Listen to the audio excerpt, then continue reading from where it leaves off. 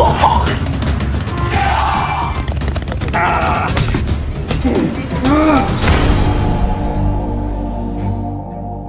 name is Philip, and I studied and lived as a warrior monk at the Shaolin Temple in China. Hello everybody, I'm here with Yan Junshifu of the Shaolin Temple, Yunnan Shaolin Temple. This is my story. In this video, I will show you each individual type of training that we did at the Shaolin Temple. I'll break it down for you one by one. Oh my god! What daily life at the temple is actually like. How I filmed a fight scene with the masters of the temple. How I won a martial arts tournament. How the misconception that warrior monks can't fight is very wrong.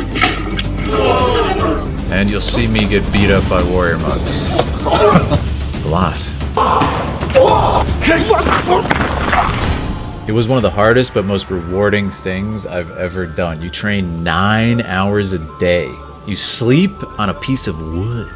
You can't even speak when you eat ever. But I'll explain that later. So, how did I get there? Well, I was actually invited and given the rare opportunity to film and document my experience. Because keep in mind, this is a sacred ground. So I'm going to walk you through everything I did with complete honesty. As intense and exciting as the training was, some of the quieter moments really had an impact on me, like the meditation. So don't worry, I am going to dive into all that stuff as well. So each day we train 3 different training sessions, 3 hours each, on top of temple duty. So I'm going to break down each of these specialized types of training that we do at the Shaolin Temple.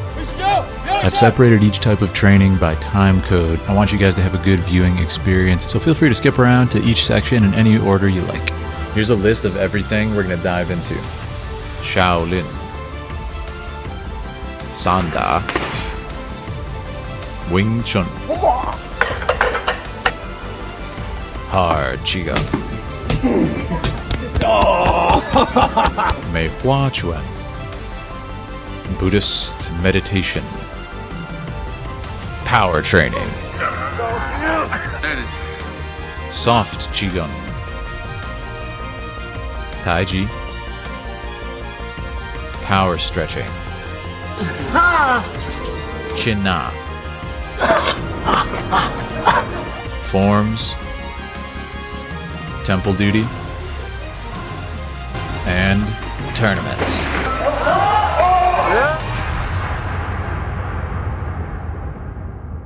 So if you've been enjoying my Shaolin content and you want to see more, and you're excited for that fight scene with the masters, which is coming next, please make sure to subscribe. We hit 150,000 subscribers, which I'm so grateful for, so let's make it 200K. So make sure to like this video and share it with a friend who might want to learn about Shaolin. Alright, so let's start breaking down this list. And first, let me introduce you to the master warrior monks who were my teachers while I studied at the Yunnan Shaolin Temple. First, we have Wu Shifu, as we called him. He's a dangerous weapon, ready to be unleashed at any second. For over 10 years, he has worked in the film industry, including Fearless with Jet Li, Jackie Chan, and Donnie Yen. Next, we have Du Shifu, as we called him. Every movement he executes is precise and powerful. He's also a really good dancer, which I found hilarious for some reason. Became a master at the age of 20. Next, of course, we have Shifu Shi Yanjun, or Yanjun Shifu, a controlled calm within the storm, harnessed through decades of dedication. The ultimate picture of a master. He's a 34th generation Shaolin warrior monk and a 17th generation disciple of Mei Hua Chuan. He would be my lead teacher as I studied at the Shaolin Temple. Okay, so now I'm going to break down each type of training. Let me know in the comments which is your favorite, and let me know if you want me to do a separate video on any of them and kind of dive deeper into it if you're curious and you want more details about a specific topic. And I always get a lot of questions, so if you guys ever want to chat live, stop by my Twitch stream, or of course my second channel here on YouTube, where I analyze the cinematic language of games because I am also a filmmaker. Alright, so first on the list, of course, Shaolin Kung Fu. Come on!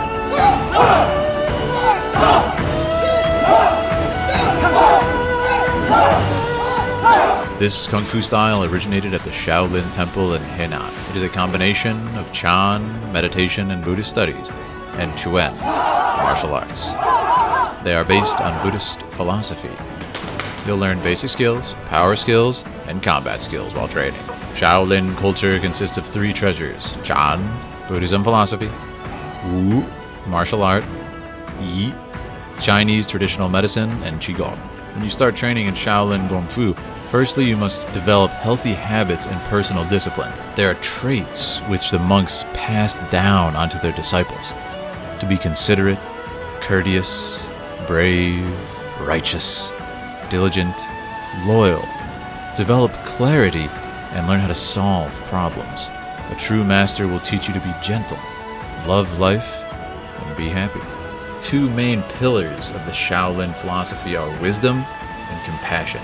The most important part of your training is the basics. They represent your foundation, your stances, forms. Just like with any martial art, if you don't have the basics down, it's going to cause problems throughout your entire training. The forms in Kung Fu mean a set of movements.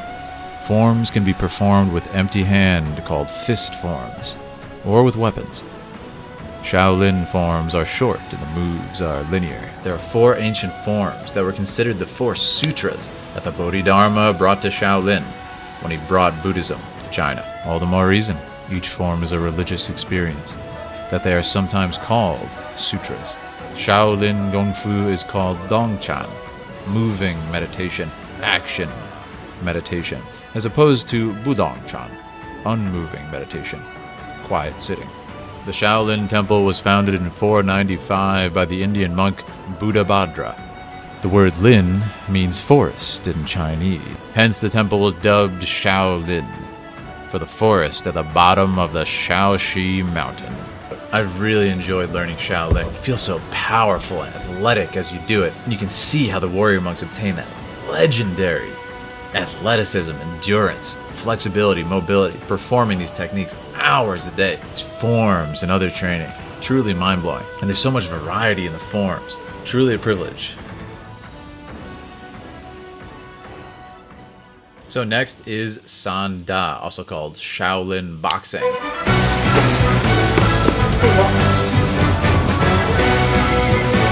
Sanda is a form of Chinese self-defense, and at Shaolin Temple they teach full contact kickboxing, such as close range, rapid punches and kicks, wrestling, takedowns, throws, sweeps, and even elbow strikes. Sanda was developed for the military and evolved into a combat sport. It combines elements of Kung Fu, grappling. By practicing this style, you can also attain good health, fitness, and well-being. Punches, kicks, steps, knee strikes, free fighting.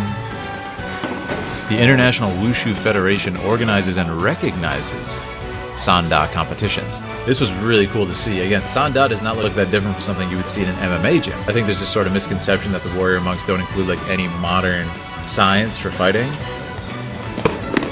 when there's so much in Sanda. Yeah, you do not want to mess with these guys. It was really cool to see kind of those 2 worlds colliding, the ancient and the modern, in such a meaningful way.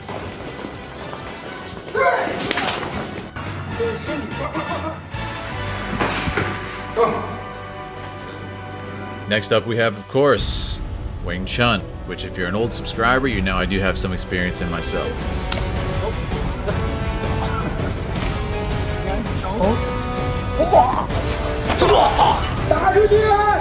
Wing Chun, of course, famously practiced by the legendary Bruce Lee and his master Yip Man. Wing Chun is a close quarters combat-centric toolbox meant to just dismember your opponent by utilizing devastating counterattacks, leading to a rapid succession of strikes known famously as the chain punch, elbow strikes, low-line kicks, finger jabs, and just all manner of destruction to the vital areas of the enemy.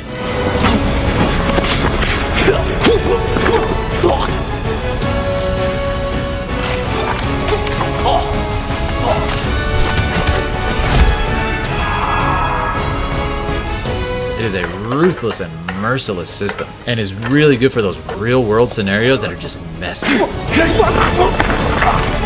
because as we know, a fight is never clean on the streets. I actually entered into the Wing Chun section of the tournament, so we'll talk about that when we get to the tournament section. Really eye-opening experience to be able to train Wing Chun over there, because my experience with Wing Chun has been so toxic. Besides my teacher, who's great, just this group of disgusting cowards, and like a contest of who can be the most insecure, whining about their lineages, and it's all political, and it's absolutely shameful. You are an embarrassment, and you should be ashamed of yourself. You know who you are. When I got to the Shaolin Temple, because I was conditioned for that, my lineage was different than Wu Shifu, who was teaching the Wing Chun course. I figured I'd be met with criticism, but no. Wu Shifu actually ended up using me in demonstrations to show the students how it should be done, as he recognized that I understood the concepts and was doing it. And it's just mind-blowing, the level of integrity. All I can say is the rest of the Wing Chun world, the rest of the martial arts world, take note and really reflect on your ways, because you are an embarrassment. This is why I remove myself from all these bickering, childish cowards. As we know the channel slogan, cowards die first.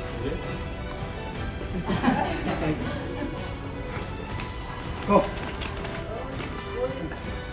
Okay. Yeah. Go punch. Punch it. Punch. Punch. Punch. Punch. Punch. Punch. Punch. Punch. Punch. Punch.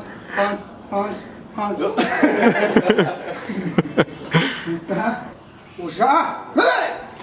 Go!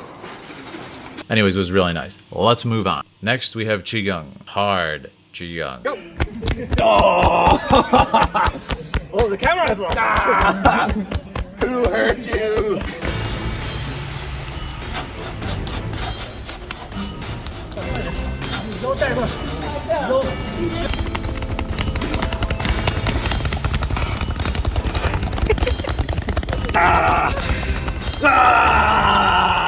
Qigong is a way to train the nervous system, the mind, and the internal organs all in the same time, having as the result an increased level of fitness and power. Break him. Oh my god. What the heck? What did he do to you? Why are you striking your friend like that? Yeah, why you bully her like that? No bullying. Oh my god, you actually... The aim of Qigong exercise is to stimulate flow of energy called Qi, build internal strength. Qigong uses breathing techniques. These breathing techniques control the internal movement of Qi. Is that all you have, weaklings?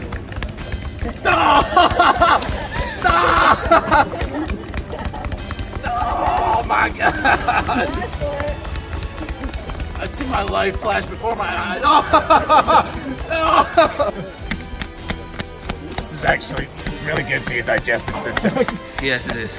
If it can get clogged up at times when you eat lots of those, what are they called, more beans? Yeah. From Chinese martial arts perspective, there are techniques known as iron palm, iron shirt, and metal bell cover. Hard Qigong is insane. It is very strange to explain, but even as you're doing these techniques, you're smashing your body over and over and over again, or having partners, multiple people do it to you over and over and over again. The feeling afterward is actually quite a phenomenon. I mean, it completely changes your mood, completely alters your mood and like your chemical makeup of your body. It's insane. I can't describe it. The only way is to just try it. I know you're looking at it and say, why would I want to do this? Come on, do me. I'm right here. Do it now. Go for it. Why would I want this? Oh my god. That's terrible. There's no universe where I want that to happen to me. I'm a sane human, but actually there is no but. But no, it's actually fantastic. There's been days doing some hard Qigong with Spencer, just resets my entire body, my entire system. It's really incredible.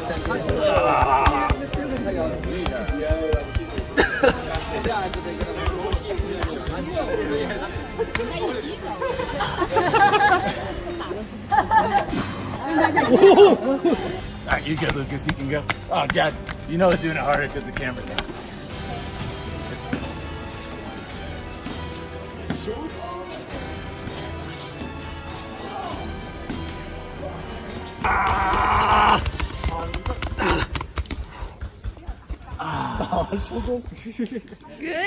You can throw me out. There's no more use for all this.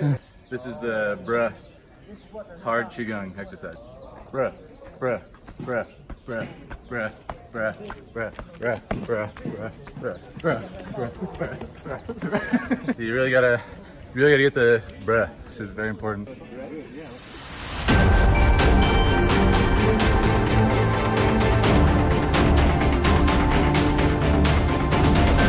Should you feel like you're gonna die?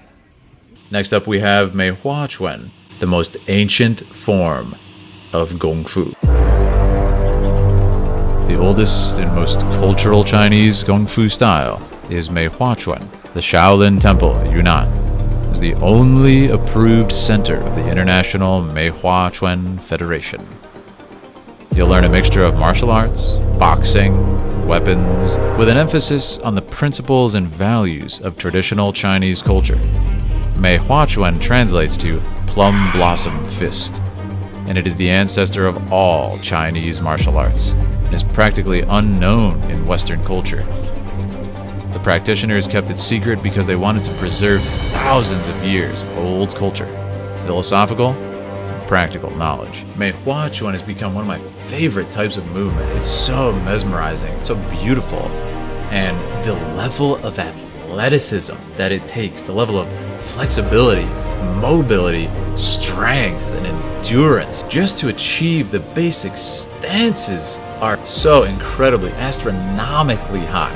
It's so fascinating. Each stance actually represents a particular organ of the body and thus promotes the health of that organ and the entire body through its practice. And part of our training at the Shaolin Temple is to memorize each stance and each coinciding organ as you practice. I think it's so cool how it was kept a secret only until a few years ago. So no one's really seen this. And me, especially as a big martial arts fan, I'm like, why have I not seen this? It's incredible. And what a privilege to be able to train there. Because if you remember, Yan Junqifu is a 17th generation disciple of Mei Hua Chuan. Now, one of the staples of this ancient martial art, and one of the most difficult things I did on my entire journey at the Shaolin Temple, was the Mei Hua pose. The only word to use for this type of training is intimidating. Now, remember how I just said these stances are near impossible on solid ground. Try doing them on metal poles at a fatal height from the ground. Now, of course, a lot of it is overcoming your fear. To quote the Bene Gesserit, fear is the mind killer. So a lot of it is mind over matter. Now, I know what you're thinking. You're thinking, it must be awful to plummet down from that height and smash your skull and die on the concrete. But no, it's not just that. You'll actually smash into the other metal poles on the way down, mangling your body, then smash your head on the concrete and therefore die.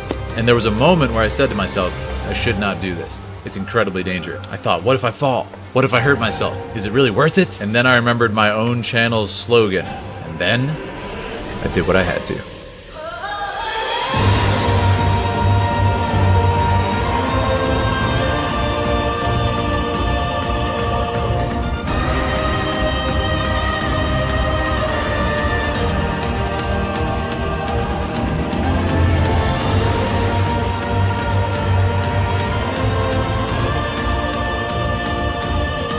And I said to myself, I would be very proud of this athletic achievement. But then I realized the victory over myself, over my own mind, over my own fears would be far more meaningful. It was a magnificent moment of victory that I will never forget. I'm so glad I overcame my fear and got up there. I'm still practicing Mei Hua and I'm really enjoying the movements and the athletic benefits to this day.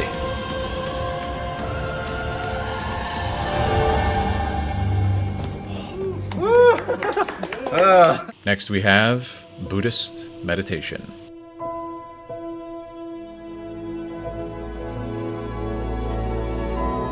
Chan meditation, or Chinese Zen, is an ancient technique with the origin in Asia. It has mental benefits to the body and relaxation, medical benefits in the form of tonification. The main focus is mainly on spirituality. Qi means life energy, harnessing this qi and healing system. Chan, or Buddhist meditation, consists of various techniques and its central focus is on enlightenment. The aims of this kind of meditation are to reach a state of tranquility, have a deeper understanding of the world around us. Meditation is a simple act of doing everything with intention. In this case, meditate. But it's so funny how much harder it is to meditate with full intention than it is to, say, go for a run. Locomotion is is carrying you along. However, our minds don't work like our legs do, carrying us ever forward. There's a lot of forks in the road, detours. Once had a beautiful moment with me and Spencer and a monk who was giving us some advice on meditation. When you have to peer into the void of your own mind unfiltered, sort of the same way we do when we dream, there can be many impediments, and it takes true training and focus to harness just the basic ability of not thinking. But I will say, I had some beautiful moments at the Shaolin Temple. Few blessed moments to banish out the thoughts from my head, whether they be good or bad. I want to emphasize that. And just to exist. And a lot of it had to do with just the simple life of the temple, how beautiful that was. To remove a lot of the problems I had to solve in my life, a lot of the thinking. To do the simple task of training. I know it doesn't sound simple, but to train for 9 hours a day, clean my uniform, do temple duty, serve food, etc. Such a beautiful experience, and that alone was able to open up my mind. This is the stuff that each one of us needs to achieve through really our own struggle. But I will say that I really do believe we can all do it. Dong Chan, or action meditation, essentially can be everything that we do or nothing that we do. Be creating artwork, it could be athletics, it could be climbing to Mount Everest like me and Spencer did.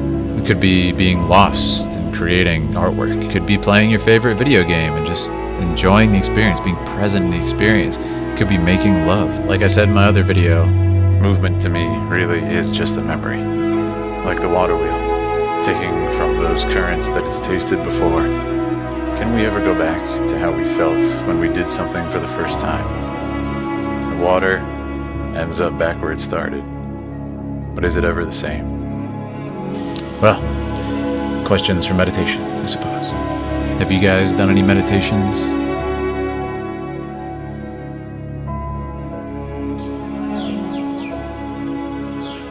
Next up, we have power training.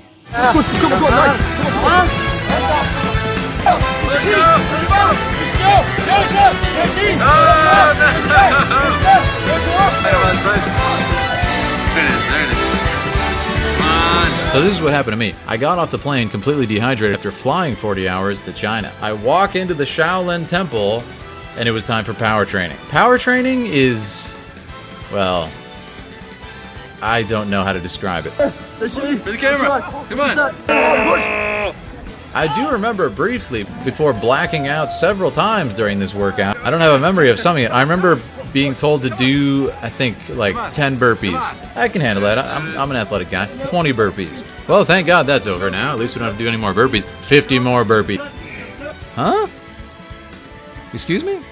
Go!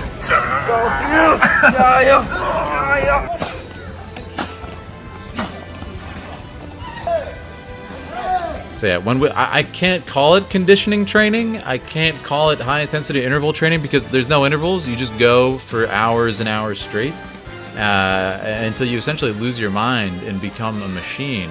That's one way to meditate. Just lose your mind doing power training, and then you won't think about anything. That's my secret.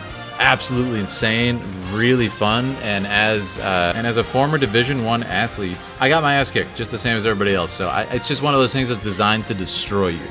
Break you down into nothingness and then rebuild you from the ashes of your own body. But yeah, absolutely insane. I think probably one of the most difficult workouts I've ever done in my life. Absolute madness. So yeah, picture high intensity interval training, but just no intervals. You just go high intensity forever. Huh? You see? Yeah, I know it doesn't make sense. I know it's impossible, but you do it anyway. That's power training. What a savage! Oh my God! What?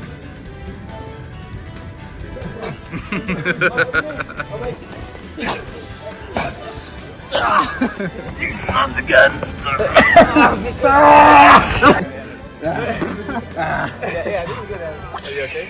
Next up, we have Chin Na. Chin Na is a self-defense system that focuses on joint locks. The focus of this style is to capture or grasp your opponent and take them to the ground. Chin Na means hold and grip in order to lock the joint. In translation, Chin means to catch and Na means to hold and control. It is a fighting technique where you can use a holding and gripping sequence to annihilate the attacker from further attack without producing unnecessary harm. Chin Na isn't an aggressive self-defense technique, no. It's considered being a compassionate fighting style because you will not create a severe damage to the attacker. You will just put them out of action temporarily. The attacker can seek medical help from non-conventional doctors, such as Kung Fu and Qigong masters, who can restore their health. Chin Na injuries consist of damaging tendons and joints, gripping vital points, blocking meridians and energy flow. There are 4 categories of techniques specific to the particular jobs, such as Fen Jing, separating the muscle, Cao Tzu, misplacing the bones, Bi Qi, stopping the breath, and Dian Zhui, attack of the vital points. Dian Zhui's technique is considered very dangerous when used by an inexperienced or unscrupulous student. We teach the famous 72 Shaolin Chin Na techniques. Chin Na techniques are excellent for closing in and grappling range, and will round out your fighting skills nicely. Since fighting occurs at long, medium, close, and grappling range, as you guys know, a fighter needs to be versed in all these aspects, not to have any loopholes an opponent can take advantage of. The effective application of Chin Na techniques requires repeated practice with different partners and a thorough knowledge of the human muscular, skeletal, and nervous system. It is this knowledge that allows for the efficient application of techniques without relying on brute force. The effective application of Chin Na techniques causes severe pain, and pain is a great lever for controlling an adversary. Chin Na is considered a high-level martial art since one is able to bring the opponent under control without seriously incapacitating them. Next up, we have Tai Chi Chuan, a slow and elegant style. Tai Chi Chuan originated from Taoism, dialectic ideology, traditional medicine, and physical exercise. As you train, you'll learn how to attack by accumulating strength, improve flexibility, and develop skills to beat an action by inaction. Chen Tai Chi Chuan is considered the original Tai Chi style from the Chen village. Yang Tai Chi Chuan is the most practiced Tai Chi style in China and around the world. Tai Chi, no matter the style, has some common characteristics and some which are specific to the style. The moves in Tai Chi are soft, slow, with low impact on body joints, which makes it a great health exercise for older people. There's big emphasis on relaxation of the mind and body, so the intentions of the opponent can be understood. The yin and yang principle is applied in combat. The momentum of the opponent is used to counterattack. The power in moves is controlled by the waist while the feet are rooted. During practice, the breathing techniques are emphasized in Qigong in order to build up the internal strength. The philosophies which govern Tai Chi are from the doctrines of Taoism, Confucianism. Tai Chi has many health benefits such as improving the body's balance, agility and control, flexibility of the joints, more energy, decrease in high blood pressure, and improve the cardiovascular system, reduces body inflammation, reduces the stress. I really enjoyed more than I suspected I would, and it's so beautiful. There's some movements in it, again, almost reminiscent of the Mei Hua, which are just, they're absolutely breathtaking. And even to achieve these stances takes a level of athleticism most will absolutely never even sniff. So it's mind-blowing. And when you train in all these in conjunction, you become so powerful. But we'll get into more of that later.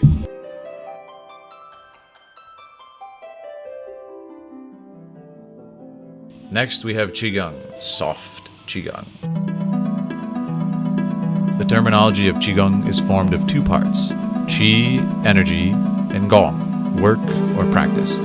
The focus of the exercise practice is on developing the Qi.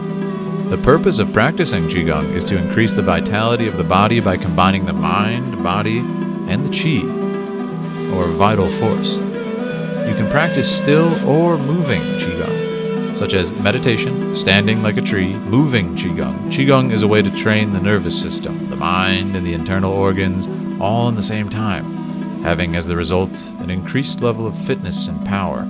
The aim of Qigong exercise is to stimulate the flow of energy called the Qi through channels called meridians and build internal strength. Qigong uses breathing techniques, practices, and disciplines of Chinese Buddhism, Taoism, and martial arts. These breathing techniques control the internal movement of Qi while the body will be motionless. There are many schools of Qigong depending on spiritual development, such as Buddhist and Taoist, purposes such as health, therapy, and martial arts.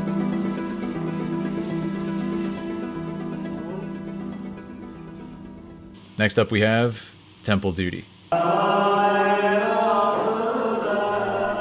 Temple duty is a non-negotiable aspect of your training at the Shaolin Temple. Your temple duty is an act of service and it helps build character. We did everything from sweeping the Shaolin Temple to helping serve food and all kinds of chores. This is what I mentioned before. There's also a lot of duties I wouldn't consider chores. For example, like I mentioned before, you can't ever speak. Monastic life is very much centered on mindfulness.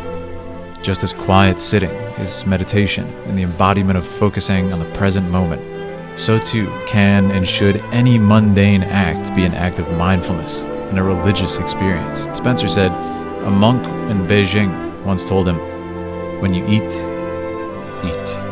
When you walk, walk. When you sleep, sleep.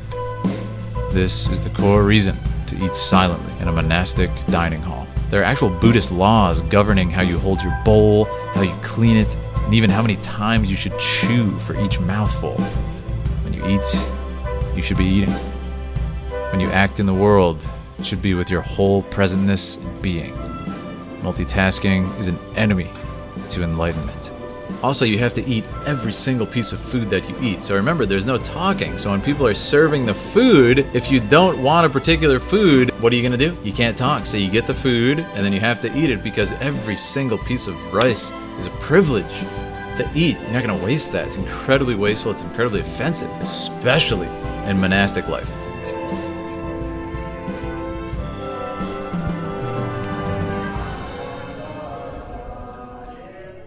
Next up we have forms. A lot of people ask what are forms for, and they're essentially a set type of movement patterns made to teach you the basic foundations of movement and also instill in you reactions to the point where it's second nature to do a lot of these movements.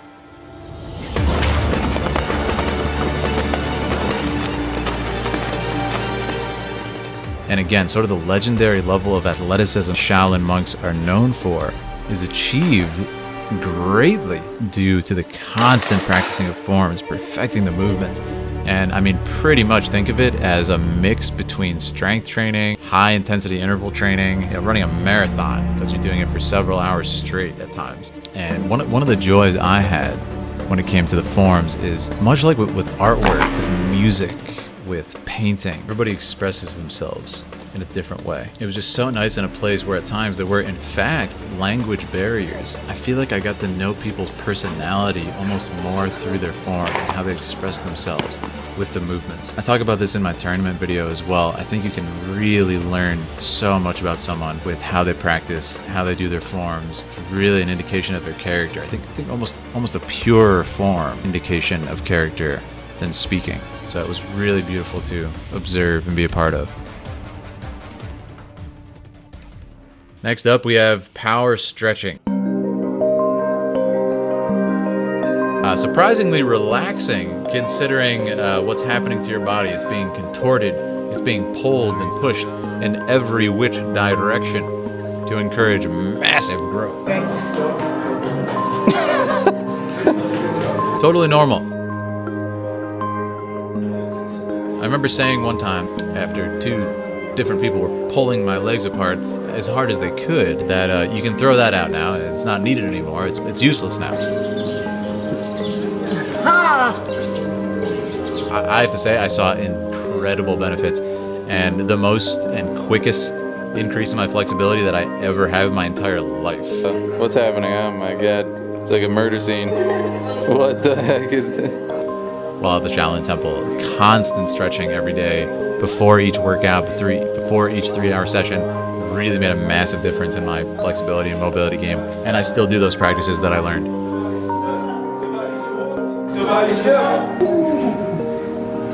You feel that one, Tasha? Anyone want to explain this? What exactly is going on here?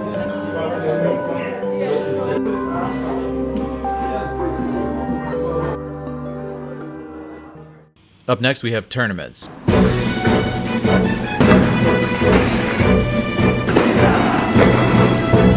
So while I was there, we had the privilege of the first ever Shaolin Wushu Federation international competition. It was so much fun. It was magnificent. And that covered all the sections that we talked about. Everything from free fighting, sparring, full contact fighting like sanda, to forms, to weapon. And it was such an amazing day. And I actually did win in the Wing Chun division, which was so much fun.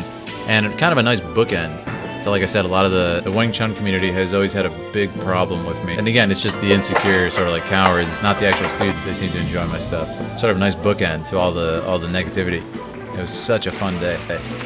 And if you want to see that, I have a separate video covering the entire tournament at length. But again, note the full contact sparring, testing of one's skills. It really is not what most people think when they think of the Shaolin Temple, kind of just like quietly doing a bunch of forms and never really testing anything. So that was so cool to see. Amazing experience. China Yunnan Shaolin Temple.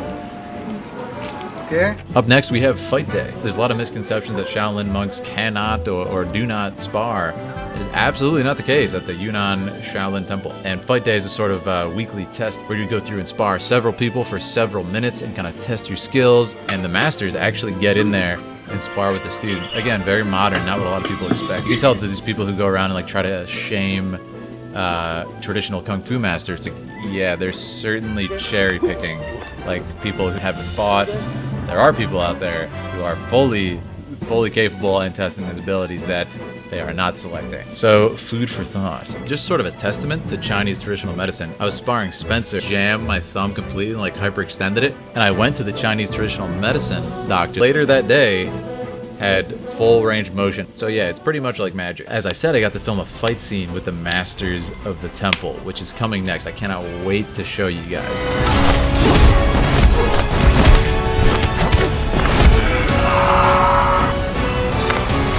I was actually doing the first fight scene with Yan Junshifu. It was so amazing. And right near the ending of that first fight scene, I had a slip up and disaster struck.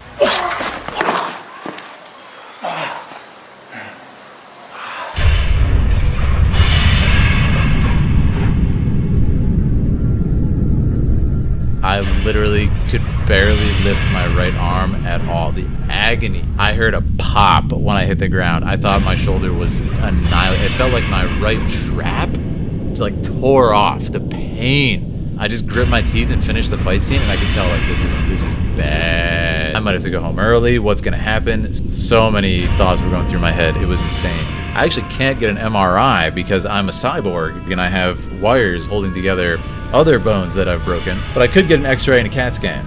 The problem was we couldn't get the MRI, so we could not tell what was wrong with my shoulder specifically. So I went to the Chinese traditional medicine doctor, and he did incredible work on me again.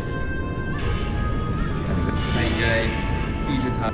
需要就是说需要休息。 Stabbing. Definitely. Oh, God. Pain. And again, he did some magic to me that to this day I don't understand. Body out.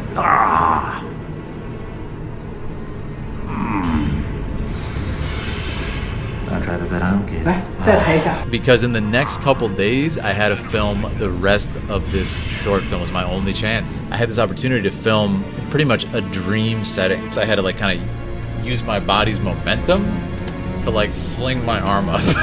So I was in this amazing dream scenario, but I was at my absolute worst. And it was so frustrating in a lot of ways. But the masters being so amazing, we also worked around it. Like being given such an amazing opportunity, but then with extreme limitations only on yourself was very challenging. But again, I think in that moment, I grew a lot mentally because I kind of got around those very egotistical things like, I'm not going to be able to perform my best. I'm not going to do this. And it's like, wait, we're still able to be here in this like literal sacred place. This kind of untouched place, usually a place that you're not allowed to film in at all, with this masters. We got to create something beautiful, so I'm so excited to share that with you, and it is coming soon. And I think I was able to grow a lot in those moments. Things going in the back of your head, all these frustrations, all these pains, what does it sound like? It sounds like meditation, right? And that's really what it became. Kind of the final test of meditation for me personally was that personal struggle. I'll talk more about this in the behind the scenes after we release these fight scenes.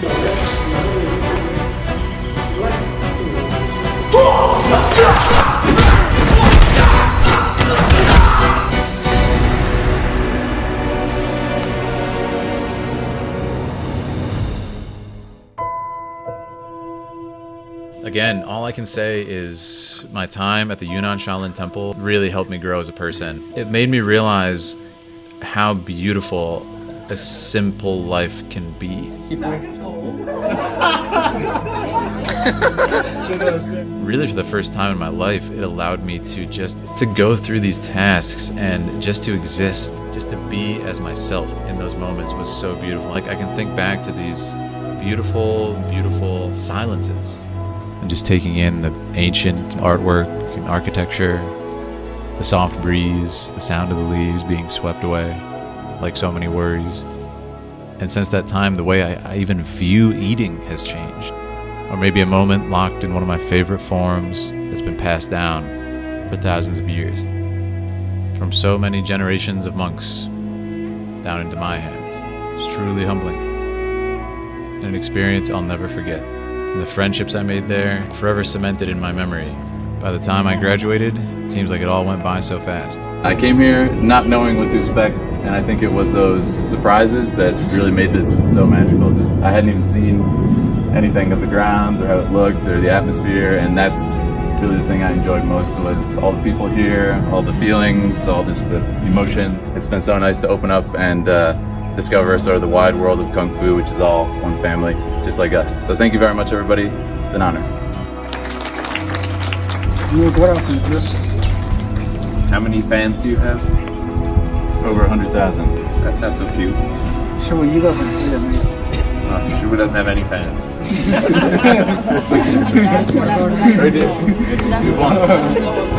So the greatest thing you can give to your fans is to bring them joy when you communicate with them. Understand? Yes. 希望你以后有 So Shuba hopes that you can have 1 million or 10 million or 100 million or everyone in the world be your fan. Thank you. no problem. Okay. Very good. So Shuba hopes that through the study of Kung Fu, everyone can kind of make their hearts bigger. To say that Kung Fu is only meant for Chinese people would be wrong, because Kung Fu is for people. And so everyone can learn Kung Fu. And to hold it back and put a barrier around it so none of us could learn it would be the wrong thing to do. Hello everybody, I'm here with Yan Junchifu. It is just such an experience. I've learned several different martial arts. It's helped me open up my body, my flexibility, my mentality. Emotionally, it's been so fantastic. And again, just to see the Meihua and all the different martial arts. So it's been fantastic. 其实学习功夫也很 Hope 简 that 单。 first that everyone has a wonderful and happy life, and Kung Fu is actually quite simple. All you need is to be willing to eat bitter and face adversity, and to have a heart of perseverance. Well, thank you again. It's been so great for being a part of this, and I really appreciate it. Thank you for not killing me, like I said. Through those minutes. 谢谢你们， It's 沙 very 滩。 strong. Thank you.